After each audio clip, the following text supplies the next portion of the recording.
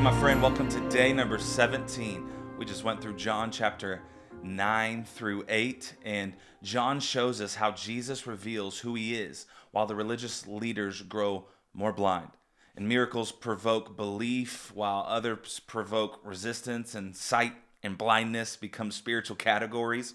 The overarching theme of these chapters is the light of the world creates a new humanity. And John opens with an amazing story in chapter 9 with a man born blind, which already points back to creation itself.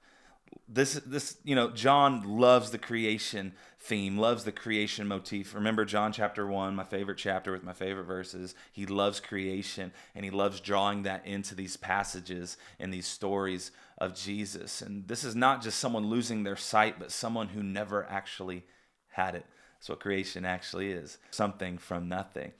And the problem is not damage, but missing creation.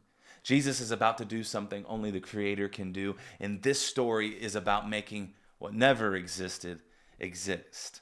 Ex nihilo, something from nothing. When Jesus makes mud, he's not just healing, he is actually recreating. He's mixing saliva with dust, just like God formed Adam from the ground. An amazing figure from church history. His name's John Chrysostom. What an amazing name, Chrysostom. Like, that just sounds like Jesus. John Chrysostom says Jesus was showing he is the one who first made humanity from earth.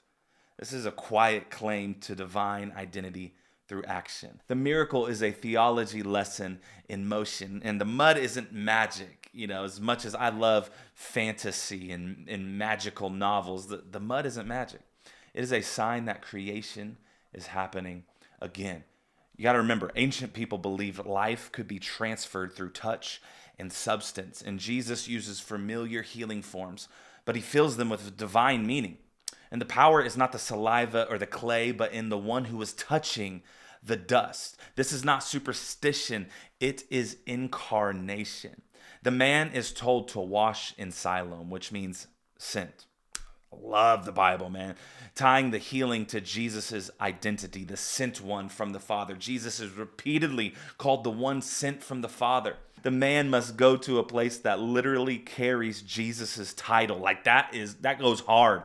Obedience moves him into the space of revelation, and the healing happens where the mission and faith intersect. And Jesus refuses to blame sin, and instead of frames suffering as a stage for God's work. The disciples want a cause. Don't we all just want a cause? We want to be able to blame something. The disciples want a cause for the blindness, and Jesus gives a purpose instead. This man's life is not defined what went wrong, but by what God will show. And this shifts suffering from punishment to possibility, which is so powerful and encouraging. And the real conflict in this story begins after the healing, not during it. The man sees, but the leaders cannot. These religious leaders, man. The miracle exposes who actually knows God. Physical sight becomes proof of spiritual sight. And this is why the story keeps on escalating. And the man slowly becomes a witness while the experts become confused. He starts with, I do not know. Then moves into, he is a prophet. And then declares he must be from God. Seeing grows as faith grows, doesn't it? And Jesus finds the healed man again to finish what the miracle started. The healing was not the end, revelation was. Jesus asks if he believes in the Son of Man. The man now sees with his eyes and his heart.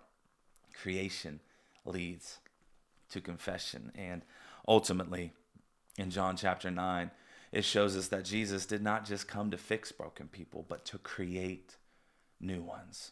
Mud and water echo in Genesis and Exodus. Sight becomes a sign of spiritual rebirth even in the book of John. And Jesus reveals himself as creator in the flesh, and this miracle in this gospel in dirt and in light. And that should be encouraging to a bunch of people like us that was just made from the dirt so we can see the light. Love y'all. See y'all in the discussion room.